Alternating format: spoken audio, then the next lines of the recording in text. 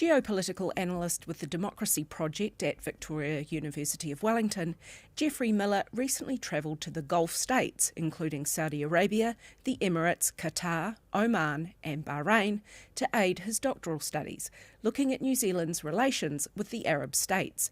He says not only has New Zealand not taken up the breadth of commercial opportunity into this region, but that we risk any further opportunities by getting involved in the US effort to stamp out problems in the Red Sea created by the war in Gaza.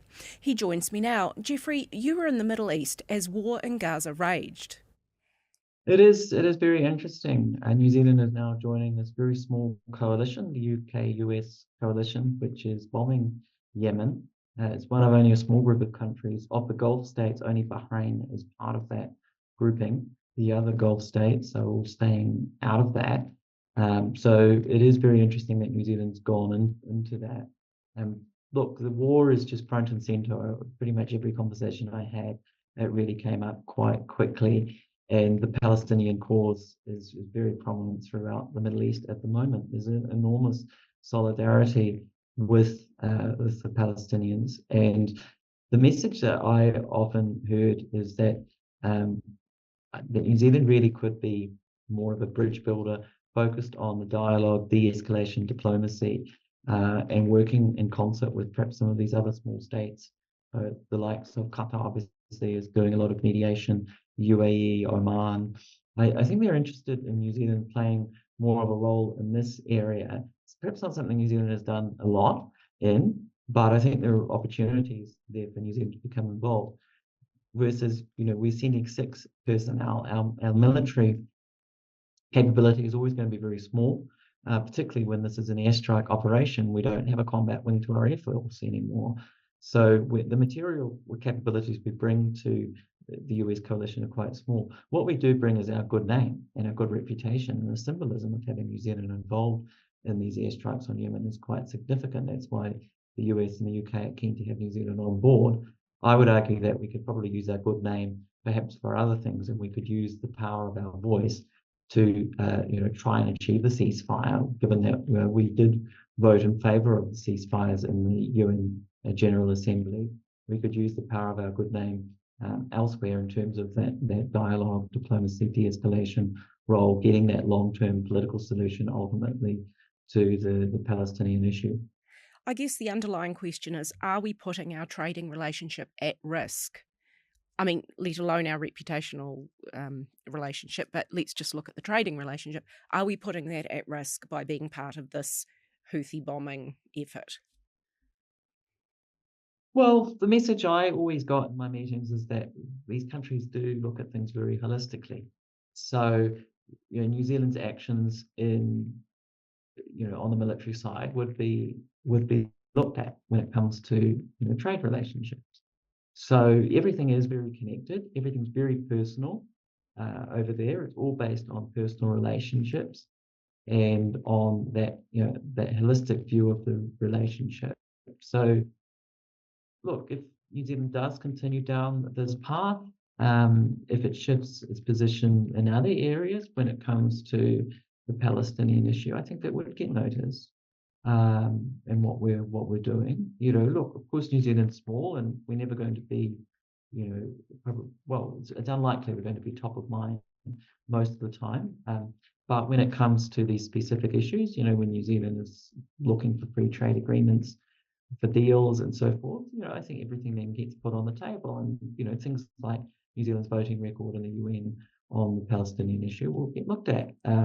And New Zealand's actions on this war will get looked at. And if we're, being constructive and trying to bring an end to the war and being helpful, then that probably would be in our favour.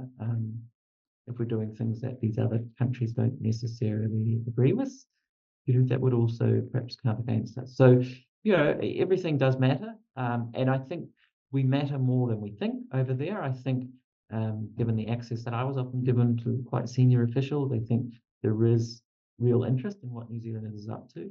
I think these countries are looking eastwards at the moment, just as New Zealand is looking to diversify its relationships. These countries are also looking towards the Indo-Pacific a bit more than in the past, away from traditional, their focus on maybe the United States, United Kingdom, Europe. We're looking more eastwards. I think there are huge opportunities in all levels. I think, though, New Zealand can't afford to just look at these countries as ATMs, as just a good source of trade. It has to be, it has to be the full package. And war is terrible for business. So, I mean, even if you don't care about the humanitarian side and the moral side, and I think you should, but even if you don't, you should be wanting to get an end to the war in Gaza. You should also want, by the way, a sustainable peace in Yemen and throughout the Middle East. Unfortunately, the Gulf is the island of stability in the Middle East, and there are conflicts and problems, in so many other parts of the Middle East. We need stability, we need prosperity, we need peace. And New Zealand is a small global trading nation. It prospers when there is peace. And the Middle East could be an even better market. It doesn't have to be just the Gulf, could be any other countries throughout the region as well. But we need to solve the many conflicts in that region if we're going to accelerate our trade. That's difficult. I'm not saying it's easy, and I'm not saying New Zealand can solve all of these problems single-handedly. Of course, it can't, but it can play its part and it can contribute. And I think the first step contributing would be for Winston Peters to head over to the Middle East. And what about the trading relationship? I mean, we do good business up there, but are there some opportunities that we could sort of take up if we continue to foster a good relationship? Absolutely. New Zealand is now negotiating a comprehensive economic partnership agreement with the United Arab Emirates. What I find very interesting, and I've got documents that I obtained under the OIA to back this up, is that this came very much from the UAE side. It really was the United Arab Emirates asked New Zealand to do a deal, which I find remarkable.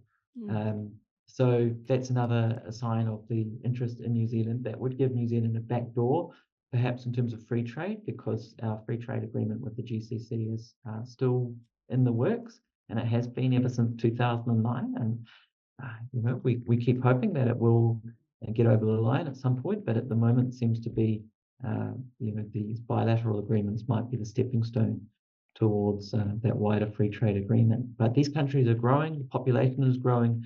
If you go to Saudi Arabia, as I did, Vision 2030, their development plan is everywhere. They're building, new cities, and there's a new metro system that's being opened in Riyadh just at the moment, which is enormous. There's just development everywhere you look.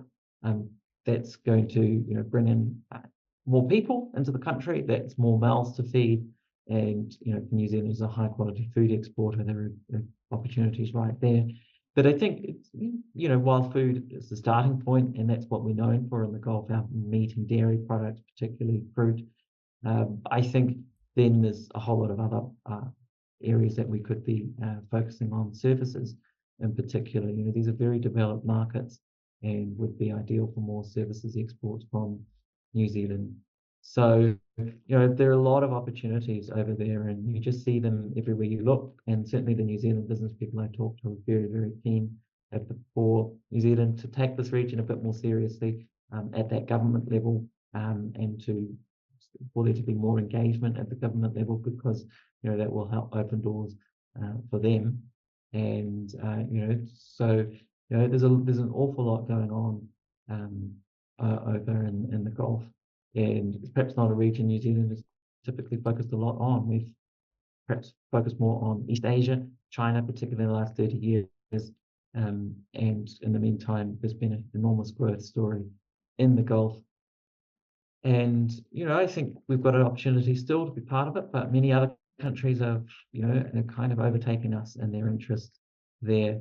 But, that's in the end just decisions that will be made by others, not by me. And it's easy to get there is the other thing I would say. We have the direct flights now to Dubai and Doha from Auckland, and many New Zealanders, government officials, business people go through the Gulf every day, but they change planes and they go on to Europe or they go somewhere else.